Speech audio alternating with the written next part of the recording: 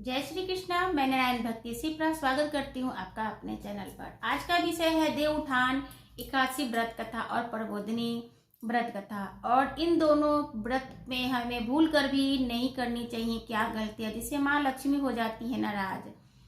तो बिल्कुल ही सत्य, हमें भूल कर भी वो गलतियाँ नहीं करनी चाहिए। उससे पहले हम व्रत कथा का आनंद लेते हैं। जो कि व्रत कथा सुनता है और सुनाता है उसे अवश्य ही नारायण की कृपा प्राप्त होती है। जिसे नारायण की कृपा प्राप्त होंगी उसे निसंदेह लक्ष्मी जी भी प्राप्त होती हैं, क्योंकि नारायण और लक्ष्मी दोनों एक हैं और दोनों एक साथ ही रहते हैं, दोनों एक दूसरे से अलग नहीं रहते हैं। लक्ष्मी चंचल होती हैं और नारायण कठोर होते हैं। पिता कठोर होते हैं, लक्ष्मी हमारी माता होती हैं।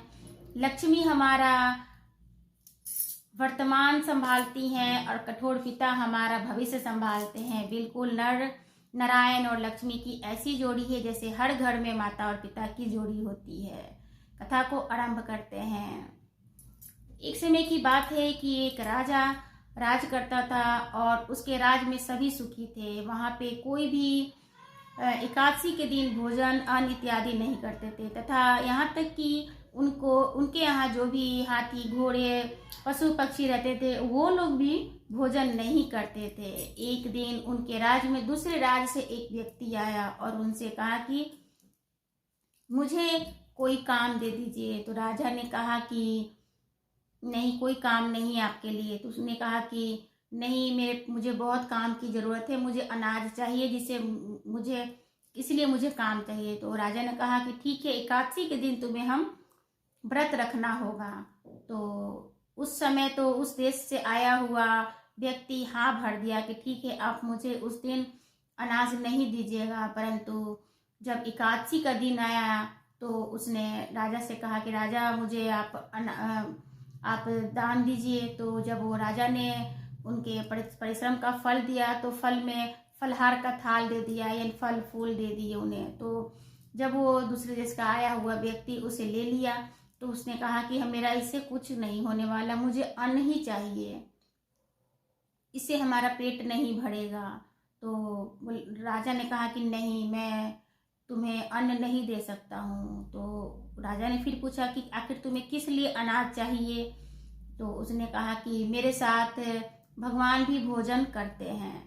तो राजा ने कहा कि हो ही नहीं सकता, मैं तो बहुत ही दया धर्म से नारायण का भक्त हूँ और बहुत अच्छी से पूजा करता हूँ। हमारे पूरा मेरा देश व्रत रखता है, कोई भी भोजन नहीं करता है, पशु भी पक्षी भी फलहार पे रहते हैं। इतना हमारा सारा पूरा हमारा राज्य उनका सेवा करता है, तो हम लोगों को तो कभी दर्शन नहीं दिए, तुम्हें कैसे दर्शन दे दिए। तो उन्होंने कहा कि ठीक है, आप पेड़ के पीछे छुप जाइएगा, जब मैं भोजन बनाऊंगा तो आप देखिएगा।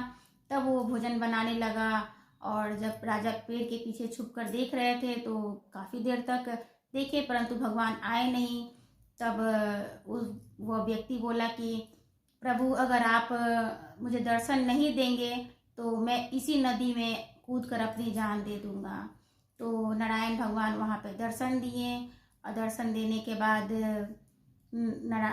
उस व्यक्ति भी कृतज्ञ हो गया नारायण के दर्शन पाके, और राजा भी उनको देखकर आनंदमय हो गए। और फिर उस समय से राजा भी श्रद्धा से उनका व्रत का पालन करने लगा।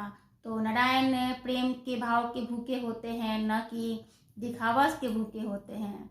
और आइए चलते हैं, इस तरीके से ये पौराणिक कथा यहाँ पे एक छोटी सी थी जो समाप्त हो गई। और भी कथाएं हैं लेकिन ये भी एक कथा पौराणिक कथा में ही आती है। क्या है वो गलतियाँ जो हमें भूल कर कभी नहीं करना चाहिए। एकादशी के दिन हमें चावल नहीं खाना चाहिए, तथा दरवाजे पे आए हुए किसी भी व्यक्ति को ठुकराना नहीं चाहिए। बिल्कुल निश्चित रूप से नारायण किसी वेश में हमसे मिलने आते हैं और वो दान लेना चाहते हैं, और मन में जो सोच कर आप उनको वो दान देते हो तो वो मतलब 99% होता है कि वो आपकी इच्छा ज़रूर पूरी हो जाती है।